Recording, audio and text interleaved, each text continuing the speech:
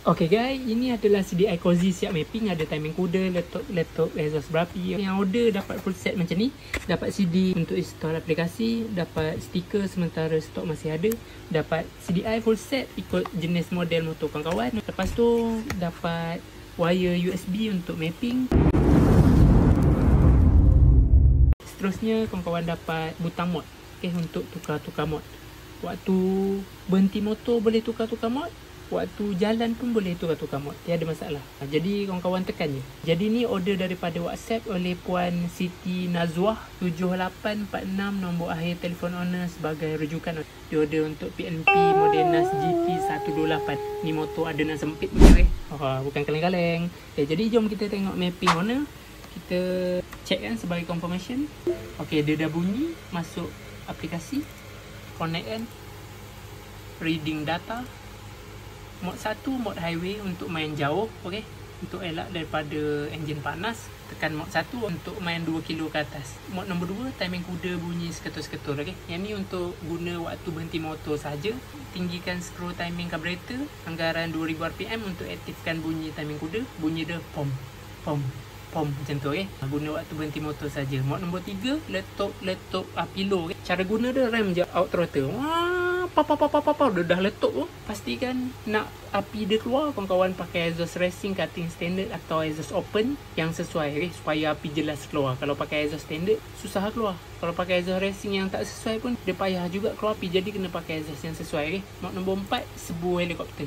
Mod nombor 4 ni cara bawa dia, masuk gear 1, masuk gear 2, masuk gear 3, yang ni untuk kita bawa slow je lah, okay? Untuk kita layan sebu helikopter. Jadi seterusnya mod nombor 5 backfire. Okay, backfire ni kita rem, kita lepas dia letup. Pastikan enjin kawan-kawan dah panas betul-betul. Lepas tu guna waktu berhenti motor saja, okey. Pastikan exhaust pakai exhaust racing atau exhaust open yang sesuai lah, supaya api keluar. Kalau pakai exhaust standard, api tak jelas lah keluar, okey. Seterusnya mod nombor 6 timing kuda boleh bawa jalan. Mod nombor 6 ni, okey, kena tinggikan RPM anggaran 2000 rpm. Setting screw timing carburetor untuk aktifkan bunyi timing kuda.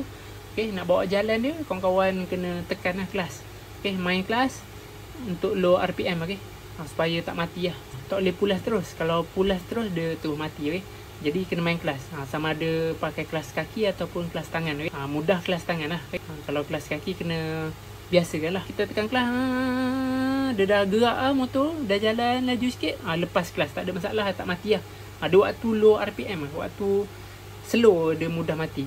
Waktu kita nak jalan tu, kalau kita tak pulas tak apa, dia bunyi time kuda lah. Waktu kita nak jalan tu, kita kena main kelas.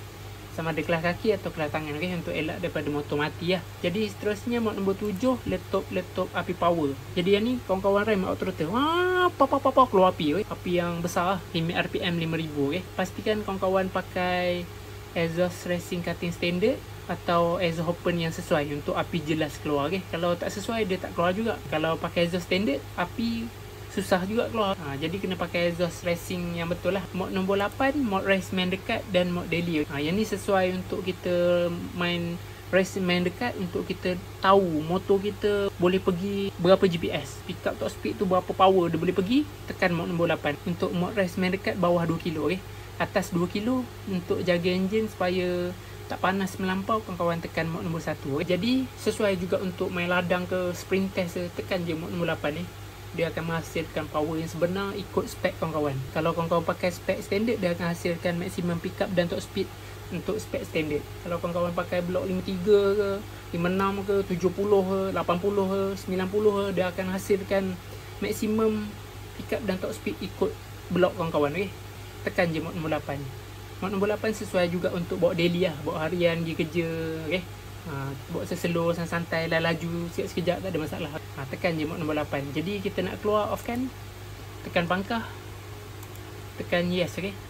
Jadi data dah tersimpan dengan baik dalam chip CDI. Jika kawan-kawan berminat untuk order CDI siap mapping, kawan-kawan boleh WhatsApp nombor King CDT di bawah. Terima kasih support.